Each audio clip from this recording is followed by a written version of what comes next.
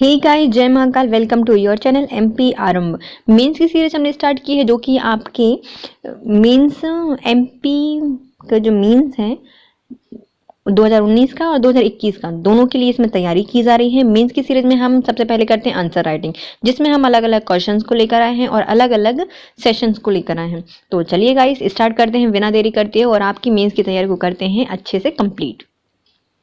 World history, पहला आता है 3 मार्कर क्वेश्चन।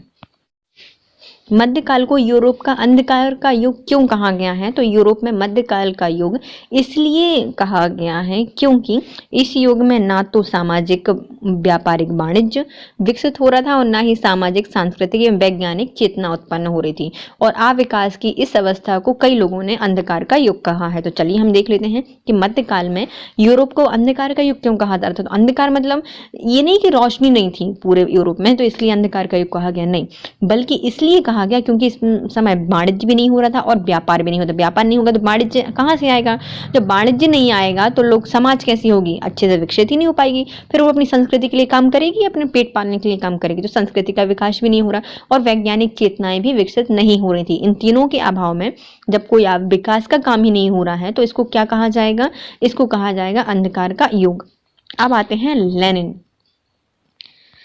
1917 की रूस क्रांति एवं राजनीतिक सिद्धांतकार थे लेनिन। तो ये कौन थे? 1917 की रूसी क्रांति और जो राजनीतिक सिद्धांतकार थे। रूसी क्रांति बोल्शेविक की लड़ाई के नेता के रूप में विकसित हुए थे और लेनिन ने 1917 से 1924 तक सोवियत रूस के और 1922 से 1924 तक सोवियत संघ के सरकार के मुखिया के रूप में कार्य किया है। तो हमें इसमें बताना है कि लेनिन कौन थे। तो लेनिन जो 1917 में रूस की क्रांति हुई थी वहाँ के सबसे प्रमुख राजनीतिक सिद्धांतकार थे। फिर रूसी क्रांति की जो बोल्शेविक लड़ाई हुई थी, बोल के लेनिन ने बोल्शेविक की लड़ाई हुई थी, उसका नेतृत्व किया था लेनिन ने। 1917 से 1924 में सोवियत रूस और 1922 से 1924 में सोवियत संघ के जो मुख्य सरकार थी वो कौन थी? लेनिन रहे थे, सरकार के मुखिया। अब आते हैं रनेसा का क्या अर्थ होता है। रनेसा का अर्थ होता है पुनर्जागरण, जिसका शाब्दिक अर्थ होता है फिर से जागना। शाब्दिक अर्थ है फिर से जागना और इसका अर्थ होता है पुनर्जागरण। 14वीं और 17वीं शताब्दी के बीच यूरोप में जो सांस्कृतिक धार्मिक प्रगति आंदोलन तथा युद्ध हुए, इन्हें ही पुनर्जागरण का काल कहा जाता है। तो रनेसा क्या है? रनेसा का अर्थ होता है पुनर्जागरण, इसका शाब्दिक अर्थ होता है फिर से जागना। 14 से 17वीं शताब्दी के बीच यूरोप में जो सांस्कृतिक और धार्मिक प्रगति हुई थी, आंदोलन हुए थे, युद्ध हुए थे, उन्हें ही पुनर्जागरण कहा जाता है। नेक्स्ट है हमारा दांते। इटली के निवासी थे दांते। पुनर्जागरण काल के महान मानववादी विचारक रहे हैं। तो पुनर्जागरण के मानववादी विचारक रहे हैं। इन्होंने इटालवी भाषा में डिवाइन कॉमेडी नामक महाकाव्य लिखा है। इनकी दूसरी प्रमुख रचना थी द मोनार्किया।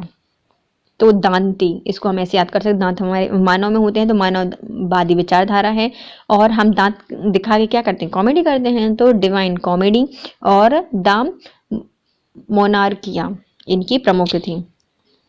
तो मोनार्किया इनकी 2 प्रमुख पुस्तकें हैं, जिसमें आती है द मोनार्किया और डिवाइन कॉमेडी, और मानववादी विचारक थे जो कि कहाँ के थे? इटली के थे। मॉन्टेस्क्यू फ्रांसीसी दार्शनिक थे। ये 1679 से 1755 तक रहे हैं। मॉन्टेस्क्यू ने अपनी पुस्तक द स्पिरिट ऑफ लॉज में देवियों अधिकार के सिद्धांत का खंडन किया। जो देवियों के अधिकार थे, अधिकारों का खंडन किया है। इन्होंने शक्ति के पृथक्करण का सिद्धांत दिया है। तो मॉन्टेग्यू ने क्या किया है? शक्तियों के पृथक्करण का सिद्धांत दिया है, देवियों के अधिकारों का सिद्धांत का खंडन किया है, और किस बुक में किया है? द स्पिरिट ऑफ लॉज में। और यह फ्रांसीसी दार्शनिक हैं। तो मॉन्टेस्क्यू ये क्या है? मॉन्टेस्क्यू, पहले तो अपन इसको मतलब इनको ऐसे याद कर सकते हैं कि माउंट पे हम चढ़ेंगे तो हमारी जितनी भी स्प्रिट हो जाएंगी वो नीचे चली जाएंगी, तो हम क्या कर देंगे, स्पिरिट का लॉस कर देंगे, द स्पिरिट ऑफ लॉस। हम ऊपर जाके देखेंगे तो देवी देवता मिलेंगे क्या, तो हमें नहीं मिले, तो हम क्या करेंगे, देवियों के अधिकार का खंडन कर देंगे और हम शक्तियों का पृथक्करण करेंगे, क्योंकि हमारी सारी शक्तियां यहाँ से चारों दिशाओं में चली जाएंगी, तो हम क्या करेंगे, शक्तियों का पृथक्करण करेंगे। तो सबसे पहले आते हैं मॉन्टेस्क्यू। कहाँ के हैं, फ्रांसीसी हैं, क्योंकि हम फ्रॉक पहन के माउंट पे गए थे, तो मॉन्टेस्क्यू मतलब माउंटेन, फ्रांसीसी क्रांति थी मतलब हम फ्रॉक पहन के माउंट पे गए थे, माउंट पे देखा तो वहां पे कोई स्पिरिट ही, मतलब सारी स्पिरिट नीचे छूट गई, तो द स्पिरिट ऑफ लॉस इन्हें लिखी है। ऊपर देवी देखी तो देवी थी नहीं, तो देवी अधिकार के सिद्धांत का खंडन, और हमारी शक्तियां सारी जगह पे बट गई, तो क्या है, शक्तियों का पृथक्करण। अब आते हैं 5। हिटलर की विदेशी नीति ने विश्व युद्ध की आशंका को जन्म दिया, टिप्पणी कीजिए। मतलब जो हिटलर था उसकी जो विदेशी नीति थी उसने क्या किया, विश्व युद्ध की आशंका को जन्म दिया, और हमें इस पे क्या करनी है, टिप्पणी करनी है। हिटलर की विदेशी नीति के सामान्य सिद्धांत के अंतर्गत राज्य की सर्वोच्चता एवं युद्ध की अनिवार्यता का सिद्धांत समाहित था। हिटलर ने उग्र राष्ट्रवाद का समर्थन किया तथा अंतर्राष्ट्रीयता का विरोध किया तथा सैन्य बल पर आधारित विदेश नीति को निर्धारित करते हुए युद्ध को राष्ट्रीय शक्ति का प्रतीक माना। तो हिटलर का देखो पहले आता है क्या, हिटलर ने क्या की थी, विदेशी नीति की सामान्य सिद्धांतों के अंतर्गत राष्ट्र की सर्वोच्चता, मतलब राष्ट्र को सर्वोच्च बनाने के लिए युद्ध की अनिवार्यता का सिद्धांत समाहित था। उसमें क्या था, जिसके सामान्य सिद्धांत थे हिटलर की विदेशी नीति के, वो क्या थे, राष्ट्र की सर्वोच्चता और युद्ध की अनिवार्यता का सिद्धांत समाहित था। इसने जो हिटलर था उसने उग्र राष्ट्रवाद का समर्थन किया, मतलब उग्र मतलब जो क्रांति टाइप का होता है, उग्र राष्ट्रवाद का समर्थन किया तथा अंतर्राष्ट्रीयता का विरोध किया, जो और अंतर्राष्ट्रीय है उसका विरोध किया तथा सैन्य बल पर आधारित विदेशी नीति को निर्धारित करते हुए, सैन्य बल पर आधारित थी है ना, इनकी सारी विदेशी नीति के प्रति सेनाओं के बल पर आधारित थी, तो उस पर विदेशी नीतियों का निर्धारण करते हुए युद्ध को राष्ट्रीय शक्ति का प्रतीक माना कि हमें यदि राष्ट्रीय शक्ति बतानी है तो हम क्या करेंगे, युद्ध करेंगे, युद्ध को हम बताएंगे कि हमारी राष्ट्रीय शक्ति क्या है। विभिन्न क्षेत्रों का अधिग्रहण, इनकी कुछ नीतियां थी हिटलर की। पहली कौन सी थी, विदेशी क्षेत्रों का अधिग्रहण किया था, वायसराय संधि का अतिक्रमण किया था, अनिवार्य सैन्य सेवाएं अपनाई थी और विभिन्न संधियां की थी। तो पहले आते हैं विभिन्न क्षेत्रों का अधिग्रहण। हिटलर नस्लवाद के सिद्धांत का समर्थक था, मतलब नस्लवाद जो होती है उसके सिद्धांतों के समर्थक थे। इसके आधार पर उसने उन क्षेत्रों का अधिग्रहण किया जहां चाहे जर्मन जनसंख्या की अधिकता थी, जैसे कि चेकोस्लोवाकिया, ऑस्ट्रिया और पोलैंड। उन्होंने उस क्षेत्र का अधिग्रहण किया जहां पर जर्मन जनसंख्या की अधिकता थी, क्योंकि नस्लवाद का समर्थक था, इसलिए उन क्षेत्रों का अधिग्रहण किया जहां पर जर्मन जनसंख्या ज्यादा थी, चाहे वो चेकोस्लोवाकिया हो, ऑस्ट्रिया हो और फिर पोलैंड हो। फिर आती है वायसराय संधि का अतिक्रमण। हिटलर ने अपनी विदेशिक सिद्धांतों की अभिव्यक्ति के लिए वायसराय की संधि का अतिक्रमण करते हुए सारे क्षेत्र में जनमत संग्रह कराकर जर्मन के क्षेत्र का विलय कर लिया। मतलब इसने क्या किया, वायसराय की संधि का अतिक्रमण किया, किसके लिए, विदेशी सिद्धांत का अभिव्यक्ति करने के लिए है ना, और जनमत संग्रह कराया कि पूरे आक्रमण किया पहले जर्मन पर, और वहां पे क्या करा लिया, जनमत संग्रह करा लिया कि बताओ कौन जनता कहाँ मिलना चाहती है, और पूरे जर्मन पर विलय प्राप्त कर लिया। डेजिंग और मैमल आदि का विलय करके हुई क्षतिपूर्ति देने से इनकार कर दिया, और जो डेजिंग और मैमल थे इसके बाद विलय करने के बाद जो क्षतिपूर्ति देनी होती है उससे भी उसने इनकार कर दिया। तो वायसराय की संधि का अतिक्रमण कैसे किया, तो पहली बात तो इनने क्या किया, विदेश जनमत संग्रह करा लिया जर्मनी में और जर्मनी का विलय कर लिया, और डेजिंग और जो मैमल थे उनमें विलय करने के बाद क्षतिपूर्ति भी देने से मना कर दिया। फिर आते हैं अनिवार्य सैन्य सेवा। स्पष्ट रणनीति अपनाते हुए निशस्त्रीकरण सम्मेलन का बहिष्कार किया। मतलब वायसराय की संधि में क्या हुआ था, निशस्त्रीकरण किया गया था, मतलब अस्त्र नहीं रखेंगे, लेकिन उन्होंने क्या किया, उस सम्मेलन का भी बहिष्कार कर दिया। राष्ट्र संघ ने जर्मनी को पृथक करा लिया, राष्ट्र संघ से क्या कर लिया ना, जर्मनी को पृथक कर लिया और अपने विलय कर लिया था, और साथ ही जर्मनी में अनिवार्य सैन्य सेवा लागू कर दी कि जर्मनी में जितनी सैन्य सेवा लागू करनी होगी उतनी सैन्य सेवा लागू कर दी। विभिन्न संधियां की। 1936 में जापान एवं इटली में समझौता हुआ, रोम और बर्लिन टोक्यो दूरी का निर्माण हुआ। विभिन्न संधियां कब की इसने 1936 में की, जिसमें जापान इटली से समझौता कर लिया। किससे कर लिया? जापान और इटली से समझौता कर लिया। और रोम, बर्लिन, टोक्यो धुरी का निर्माण कर दिया। रोम, बर्लिन और टोक्यो धुरी मतलब एक त्रिगुट बन गया, जिसमें रोम, इटली और बर्लिन धुरी का निर्माण कर दिया। हिटलर की विदेशी नीति के परिणाम स्वरूप तनावपूर्ण अंतर्राष्ट्रीय स्थितियां निर्मित हुई और अंतर्राष्ट्रीय नियमों और आदर्शों का उल्लंघन होने से द्वितीय विश्व युद्ध की शुरुआत हो गई। चलिए हम हिटलर की नीतियां फिर से देख लेते हैं एक बार और, है ना। तो हिटलर की विदेशी नीति जो थी वो सामान्यतः किस सिद्धांत पर आधारित थी? सर्वोच्चता, राष्ट्र की सर्वोच्चता और युद्ध की अनिवार्यता का सिद्धांत समाहित करती थी। इसने क्या किया? हिटलर ने उग्रवादी राष्ट्रवाद का समर्थन किया और अंतर्राष्ट्रीय विरोध किया और सैन्य बल पर आधारित विदेशी नीति को निर्धारित करते हुए इसने युद्ध की शक्तियों का राष्ट्रीय शक्ति माना। फिर इनकी विभिन्न पहले क्या था, इन्हें विभिन्न क्षेत्रों का अधिग्रहण किया। जैसे कि इन जो हिटलर थे वो नस्लवाद के सिद्धांत के समर्थक थे, इसलिए इन्होंने जहां पर जर्मन जनसंख्या ज्यादा थी वहां पर आक्रमण किया, चाहे वो जर्मनी हो, चेकोस्लोवाकिया हो, ऑस्ट्रिया हो और पोलैंड हो, इन पर आक्रमण किया। वायसराय की संधि का अतिक्रमण किया। इनने वैदेशिक सिद्धांतों को अपनाते हुए अभिव्यक्ति के लिए वायसराय की संधि का अतिक्रमण किया और जनमत संग्रह करा के जर्मनी में विलय करा लिया लोगों का, है ना। जैसे कि डेजिंग और मैमल में भी आक्रमण करने का क्षतिपूर्ति देने से इनकार कर दिया। अनिवार्य सैन्य सेवा, क्योंकि स्पष्ट रणनीति अपनाते हुए निशस्त्रीकरण का सम्मेलन का बहिष्कार किया, क्योंकि इसमें निशस्त्रीकरण करना था लेकिन उन्होंने उसका बहिष्कार कर दिया और शस्त्र रखे, सैन्य बढ़ाई क्षमता और जर्मनी को पृथक कराकर जब जनवरी में अनिवार्य सैन्य सेवा लागू कर दी। जर्मनी को संघ राज्य से अलग करा लिया और वहां पे सैन्य सेवा स्टार्ट कर दी।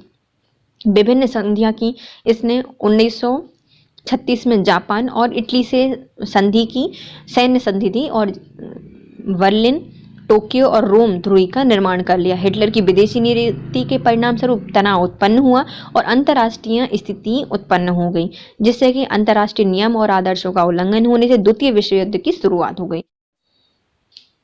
रूस के सामाजिक आर्थिक हालात 1905 से पहले कैसे थे ये बताने हैं। तो रूस के सामाजिक बताने हैं, आर्थिक और हालात बताने हैं। सामाजिक आर्थिक हालात 1905 से पहले। 1905 में पहली बार रूस के किसान एवं मजदूर एकत्रित हुए और अपनी कमजोर स्थिति के खिलाफ आवाज उठाई। रूस की सामाजिक स्थिति। रूसी समाज मुख्यतः दो वर्गों में विभाजित था। प्रथम, विशेषाधिकार प्राप्त वर्ग, जिसमें सामंत, जार के कृपा पात्र और बड़े पूंजीपति थे, और दूसरे थे अधिकार विहीन वर्ग, जिसमें किसान, मजदूर और मध्यम वर्ग, शिक्षक और बुद्धिजीवी आदि आते थे। प्रथम वर्ग संपन्न था और जार की निरंकुशता एवं स्वेच्छाचारी का समर्थक था। उत्पादन एवं संसाधन एवं भूमि, खान एवं कारखानों में इसी वर्ग के अधिकार थे। मतलब जो प्रथम वर्ग था वो संपन्न था और जार की निरंकुश और स्वेच्छाचारी जो जितनी भी विचारधाराएं थी उनके समर्थन करते थे। उत्पादन के साधन, भूमि, खान और कारखाने इसी वर्ग के अधिकार में रहते थे। इस वर्ग में अपने सामाजिक आर्थिक हितों को प्राथमिकता देता था, जबकि इसकी संपन्नता किसान एवं मजदूरों के परिश्रम से ही थी। जो किसान और मजदूर हैं उनके परिश्रम से ही इनकी संपन्नता थी। अतः अधिकारहीन वर्ग उच्च वर्ग के विरुद्ध घृणा का भाव व्यक्त हो गया और अंततः इसी वर्ग ने संघर्ष क्रांति को जन्म दिया। अब आते हैं रूस की आर्थिक संस्कृति। देखो सामाजिक स्थिति क्या है 1905 के बाद के जो किसान थे उन लोगों ने विद्रोह किया। क्यों किया? तो जो रूस की सामान्य वर्ग था उसमें दो भागों में बांटा गया था। पहला था विशेष अधिकार प्राप्त वर्ग और दूसरा था अधिकार विहीन वर्ग। जो विशेष अधिकार प्राप्त वर्ग था उसमें सामंत और जार के कृपा पात्र और बड़े पूंजीपति आते थे, मतलब इनके बहुत सारी पूंजी होती थी। और दूसरा था अधिकार विहीन वर्ग, इसमें किसान, मजदूर, मध्यम वर्ग, शिक्षक और बुद्धिजीवी आते थे। प्रथम वर्ग संपन्न था, जार की निरंकुश और स्वेच्छाचारी विचारधाराओं का समर्थक था। खान, भूमि, कारखाने इसी वर्ग के अधिकार में आते थे। यह हर काम में अपने आर्थिक हितों को पहले प्राथमिकता देते थे, इसलिए यह और ये जो संपन्न वर्ग है उनकी संपन्नता का कारण क्या था? किसान और मजदूर का परिश्रम इनका मेन कारण था। इसलिए जो अधिकार विहीन वर्ग है वो उच्च वर्गों के विरुद्ध घृणा का भाव व्यक्त करते थे और इसी वर्ग के प्रति इन लोगों ने संघर्ष क्रांति को जन्म दे दिया। अब आते हैं रूस की आर्थिक स्थिति। रूस में औद्योगिकरण बहुत देर से मतलब 1880 ईस्वी के दशक में प्रारंभ हुआ था। इसी औद्योगिक क्रांति के लिए पूंजी प्रायः विदेशों से आई थी। विदेशी पूंजी पतियों ने मुनाफे को प्राथमिकता दी और मजदूरों के हितों को नजरअंदाज कर दिया। तो जो पूंजी कहाँ से आई थी, विदेशों से आती थी, और जो पूंजीपति थे उनने उसके मुनाफे को प्राथमिकता दी और जो मजदूरी थे उनके हितों को नजरअंदाज कर दिया। ग्रामीण क्षेत्रों में व्यापक भुखमरी, बेरोजगारी से मुक्ति की तलाश में लोग शहरों की ओर उद्योग में काम करने पहुंचे। फलतः किसानों की भीड़ ने अपने परिश्रम का मूल्य कम कर दिया। श्रमिकों के विकास मतलब आवास, स्थायी स्वास्थ्य, सफाई, शिक्षा, मनोरंजन इत्यादि की कोई उचित व्यवस्था नहीं थी। श्रमिक मजदूर संघ स्थापित नहीं कर सके और कुल मिलाकर इसी दशा में अत्यंत दयनीय हो गई और असंतोष व्याप्त हो गया। देखिए क्या हुआ, आर्थिक नीतियों में क्या हुआ, जो रूस था उसमें औद्योगिकरण बहुत बाद हुआ, मतलब 1880 के दशक में वहां पर औद्योगिकरण हुआ, जिसमें औद्योगिकरण कैसे होता है, पूंजी से होता है। तो पूंजी कहाँ से आ रही थी, विदेशों से आ रही थी। विदेशों से आई पूंजी पर पूंजीपतियों ने अपने मुनाफा कमा कर खुद रख लिया और जो मजदूर थे उनको दिया ही नहीं। गाँव में बहुत ज्यादा व्यापक क्षेत्र में भुखमरी आ गई, बेरोजगारी आ गई, तो लोग क्या करने लगे, गाँव से छोड़कर शहरों में गए। शहरों में जनसंख्या बढ़ गई और परिश्रम को इनने कम कर दिया, क्योंकि बहुत सारी भीड़ थी तो पेट पालने के लिए कुछ तो कमाना पड़ेगा, तो परिश्रम का न्यूनतम मूल्य कर दिया। जैसे श्रमिक शहरों में गए, आबादी वहाँ की बहुत ज़्यादा बढ़ गई। वहाँ पे आवास की, सफाई की, स्वास्थ्य की, शिक्षा, मनोरंजन सबकी उचित व्यवस्था नहीं थी और जो मजदूर संघ है वो भी नहीं थे। इससे कुल मिलाकर पूरी दशा में अत्यंत दयनीय दशा हो गई और असंतोष व्याप्त हो गया। इस प्रकार सामाजिक आर्थिक असमानताएं ने ही रूस ने ही क्रांति का सूत्रपात किया। जितनी भी असमान सामाजिक और आर्थिक असमानताएं थी उन्होंने ही रूस की क्रांति का सूत्रपात किया। अब आता है पहले विश्व युद्ध के समय भारत का औद्योगिकरण क्यों बढ़ा था। तो जो पहला विश्व युद्ध था उसके समय भारत का औद्योगिकरण या औद्योगिक उत्पादन क्यों बढ़ गया, तो उसकी रीजन समझते हैं हम। पहला विश्व युद्ध के दौरान ब्रिटिश में घटित हुई घटनाओं और भारत में स्वराज एवं स्वशासन की अवधारणाओं ने उत्पादन को बढ़ाने का काम किया। तो पहला विश्व युद्ध हुआ, उसके बाद ब्रिटिश में जो कुछ घटनाएं हो रही थी, उसके बाद भारत में स्वराज स्वशासन की अवधारणाएं उत्पन्न हो रही थी, इससे उत्पादन को बढ़ावा दिया। इसके मुख्य कारण इस प्रकार हैं।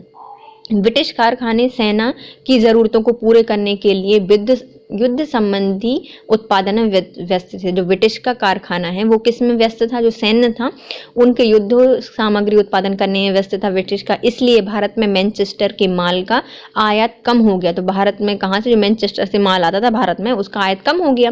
तो भारत के बाजारों में रातों रात एक विदेशी बाजार से देसी बाजार मिल गया।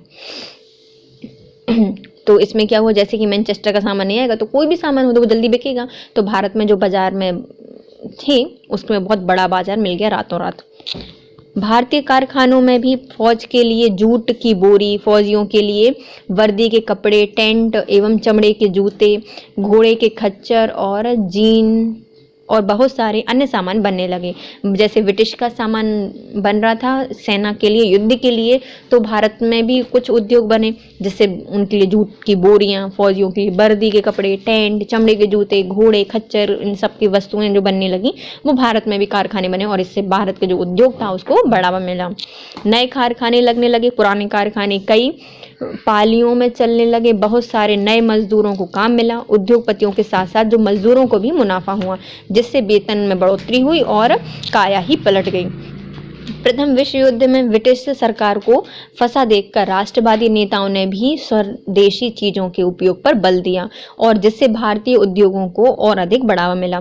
जैसे कि ब्रिटिश कहाँ फंसा था, युद्ध में फंसा था, तो राष्ट्रीय नेताओं ने क्या कहा, स्वदेशी चीजों को बढ़ावा दिया कि भाई सबको बोला कि स्वदेशी खरीदो, तो इससे उद्योग को ज्यादा बढ़ावा मिला।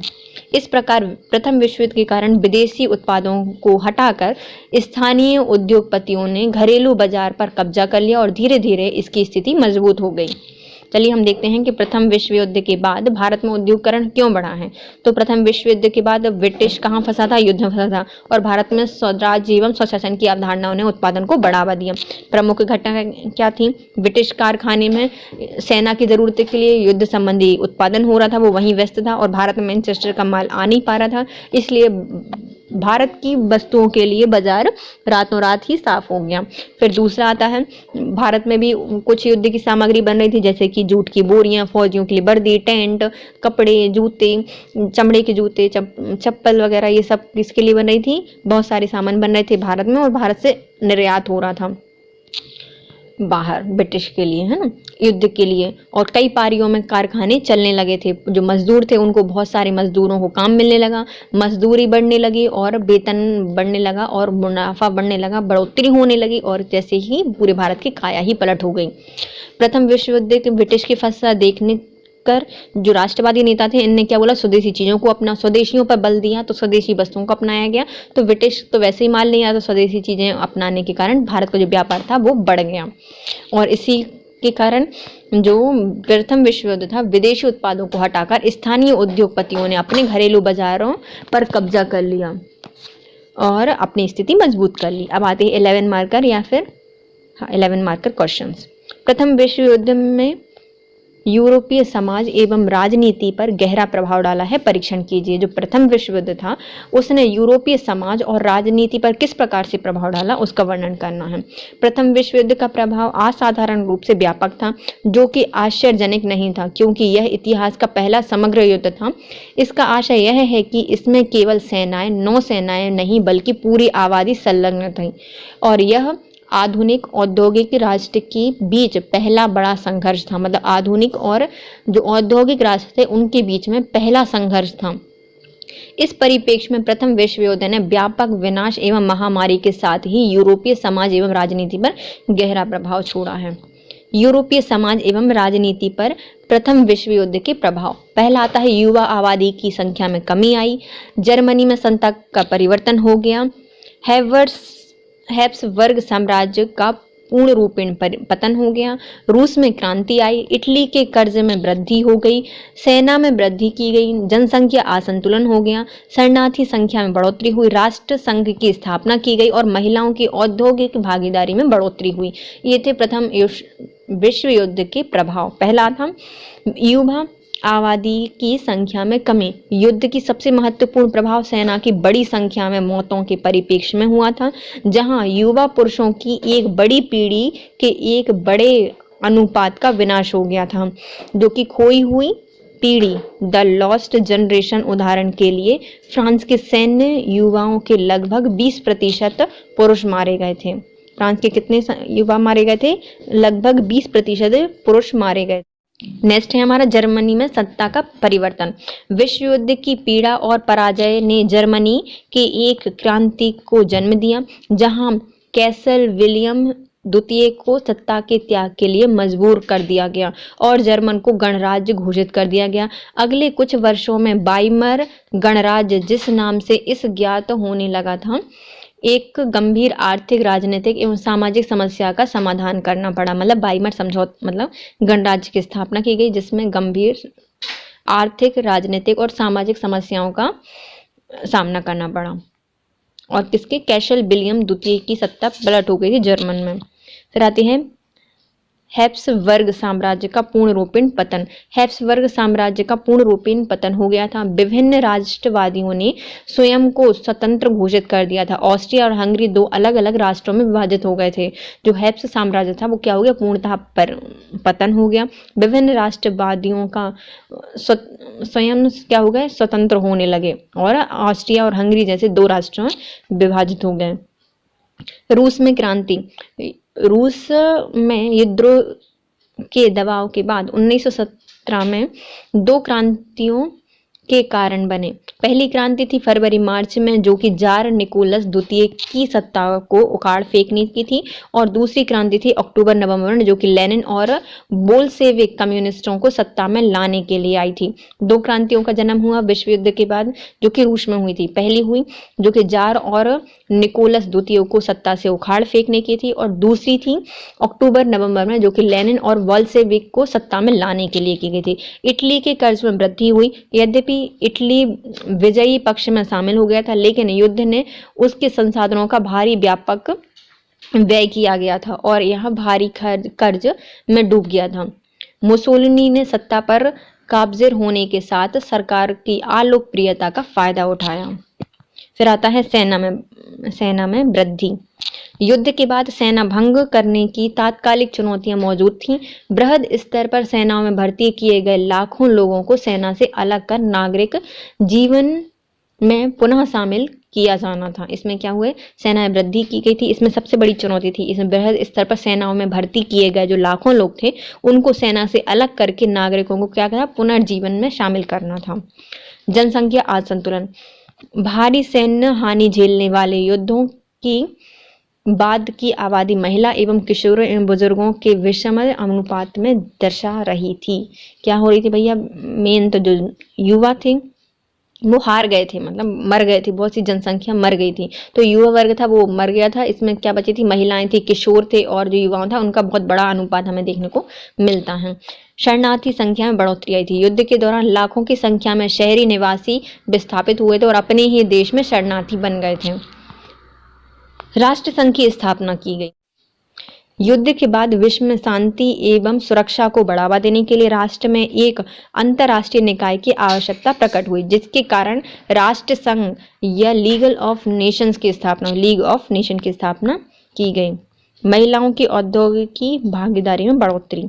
युद्ध से पहले तक महिलाओं को समाज में एक अलग भूमिका में देखा जाता था, लेकिन युद्ध ने कारखाने एवं अन्य क्षेत्रों में महिलाओं की भागीदारी की आवश्यकता को जन्म दिया, जबकि वे क्षेत्र पहले विशेष रूप से पुरुषों में ही कार्य के लिए सुरक्षित किए जाते थे। युद्ध के बाद यूरोप ने आवश्यक रूप से युद्ध से क्षतिग्रस्त एक सामाजिक परिदृश्य को प्रकट किया, जो आर्थिक, राजनीतिक और सामाजिक अव्यवस्था, बीमारी एवं विकलांगता, मृत्यु एवं शोक के लक्षण वाला परिदृश्य था। इस तरह के बदले हुए सामाजिक राजनीतिक परिदृश्य में शेष विश्व भी इन परिवर्तनों से अछूता नहीं रह सका और इस पर इसका गहरा प्रभाव पड़ा, जो कि विश्व युद्ध के सबसे बड़े प्रभाव थे, जो कि हर क्षेत्र में देखने को मिलते हैं, चाहे वो जनसंख्या हो, क्रांति हो, देश हो, शरणार्थी हो, राष्ट्र संघ हो, हर क्षेत्र में हमें इसका प्रभाव देखने को मिलता है। इसके साथ हमारे ये है सेशन होता है complete. Thank you so much guys. यदि आपको वीडियो थोड़ा सा भी यूजफुल लगा है तो प्लीज़ पहले वीडियो को लाइक कीजिए, कमेंट कीजिए और शेयर कीजिए और चैनल को सब्सक्राइब कीजिए। Thank you so much guys. Have a nice day.